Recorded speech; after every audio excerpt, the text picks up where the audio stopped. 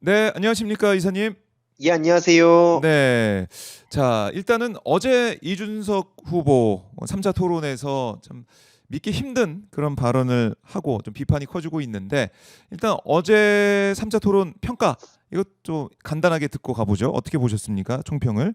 예, 아마 많은 분들이 비슷하게 생각하실 것 같은데, 이재명 후보님과 뭐 권영국 후보님은 이제 각각의 그 위치에서 하실 말씀들을 잘 하셨다고 보고요. 김문수 후보 같은 경우에는 그냥 이제 뻔한 국민의힘의 모습을 보였다. 그냥 뭐 윤석열 정부와 똑같은 생각을 공유했다라고 보이고, 이준석 후보가 이제 가장 심각한 문제다. 네. 정말 최악이었다. 그렇게 평가할 수 있을 것 같습니다.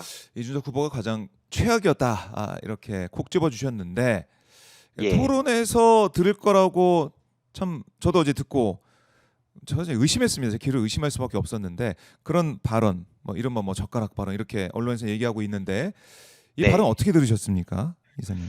일단 그 출처에 대해서 먼저 얘기를 할 필요가 음, 있는데 이게 이제 그 가세연발 찌라시를 가지고 와서 네. 심지어 그것도 무려 대선 공론장에서 대선을 준비한다는 대선 후보가 심지어 그것도 권영국 후보의 입을 수단으로 삼아서 떠들어댔던 거. 음, 이게 어떻게 대선 주자냐. 이 생각이 들 수밖에 없는 거고 네, 아니 뭐 MB 아바타는 사실 웃기기라도 했죠. 이거는 보는 전 국민을 불쾌하게 만들었고 네, 이건 굉장한 모욕감을 준 거거든요. 그리고 이 그 찌라시를 활용했던 이중 잣대에 대해서 특히 저는 강하게 비판을 할 수밖에 없는데 음, 본인의 성상납 의혹, 그 룸살롱을 비롯한 이 자신의 성상납 리스크에 대해서는 여태까지 뭐라 그랬습니까? 가세연빨이라서 뭐 무슨 유튜브 보는지 알겠다. 이러면서 몇 년 동안 답변을 회피했었어요. 음, 그러면서 본인이 계속 도망쳤었는데 네, 이제는 완전히 빼박으로 잡힌 거죠. 다른 사람을 공격할 때 심지어 대선 주자가 대선 공론장에서 가세연빨 소스를 썼으니 이제 네, 그러면 우리 시민들은 당연히 이준석 후보한테 물을 수밖에 없다는 겁니다. 더 음, 이상 무슨 유튜브 보는지 알겠다. 이런 말장난을 하면서 도망칠 게 아니라 그럼 본격적으로 이준석이란 사람의 성상납 리스크에 대해서 대답을 해봐라.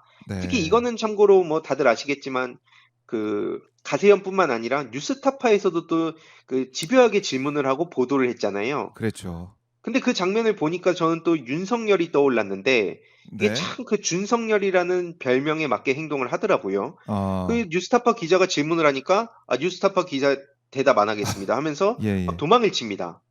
그래 놓고는 갑자기 대뜸 이재명 후보님한테 무슨 뭐 윤석열하고 같이 싸잡아 가지고 뭐 퇴장을 시켜야 된다. 본인이 뭐 음, 미래 세대를 담당한다. 이러니까 이걸 보고 있는 청년들 입장에서도 어처구니가 없는 거죠. 그렇네요. 그러니까 그야말로 내로남불의 이 정점을 찍었다라는 생각을 또 많은 분들이 하실 것 같고 네. 이 토론 방송을 뭐 물론 유권자들 18세 이상 유권자들이 주로 보겠지만 아이들과 함께 보신 우리 어머니 아버님 많으세요. 너무 다 맞습니다. 충격을 받으셨더라고요. 이럴 수가 있습니까?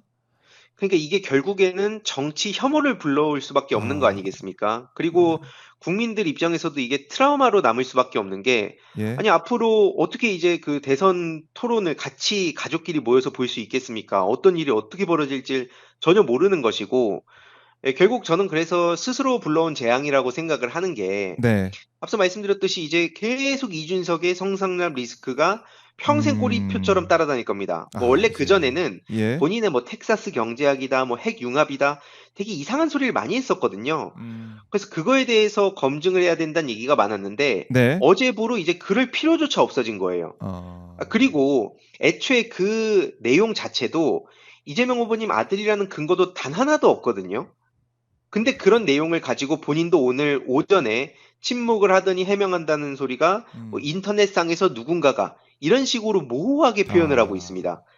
이게 결국에는 사실 확인도 안 된 내용을 저런 식으로 전 국민이 보는 대선 토론장에서 저렇게 꺼내 놨으니 네. 거기에 맞는 책임을 져야 되는 것이고 음. 그리고 또 저는 보면서 어떤 생각이 들었냐면 '자의식 과잉은 또 왜 저렇게 심한가?' 자의식 과잉. 아니 김어준 총수가 부르지도 않았는데 자기 혼자 먼저 그냥 뭐 "토론을 더 하자." 토론하자. 그러면서 김어준 총수 채널도 나가겠다. 네. 아니 누가 불러준다고 하지도 않았는데 그런 식으로 이상한 자의식 과잉을 갖고 있더라고요. 음. 그래서 맨날 그 이준석 씨를 지지하는 소위 펜코 준천지들이라고 불리는데 이들이 준천지. 맨날 뭐 급 차이 타령을 하면서 뭐 네. 저를 비롯해서 뭐 신인규 변호사, 뭐 허은하 전 아, 대표 다 그렇게 뭐 이상하게 몰아갑니다. 맨날 예. 그리고 뭐만 하면 열등감을 갖고 있대요. 근데 이거는 우리가 상식적으로 생각해 보더라도 호불호를 떠나서 이재명 후보님과 이준석 후보의 급 차이가 심하겠습니까? 아니면 이제 저희들과 이준석 씨의 차이가 크겠습니까? 그 체급 차이가. 그러니까 이게 체급을 운운하는 것 자체가 어이가 없는데 예. 얼마나 그동안 정치를 엉망진창으로 해왔는지 음. 그거를 이제 어제 그대로 보여줬다. 이렇게 생각합니다. 네. 뭐좀 페이스북에 이준석 후보가 뭐 주장하는 그런 내용들을 보면 뭐 진보의 뭐 위선을 뭐 지적하기 위해서 뭐 했다 뭐 이렇게도 궤변을 늘어놓고 있던데 여기는 네. 국민들이 좀 판단을 하실 거다 생각이 들고 지금 여의도에서 이준석 후보가 뭐 유세를 한다라고 해서 지금 현장 모습도 저희가 좀 보여드리고 있어요.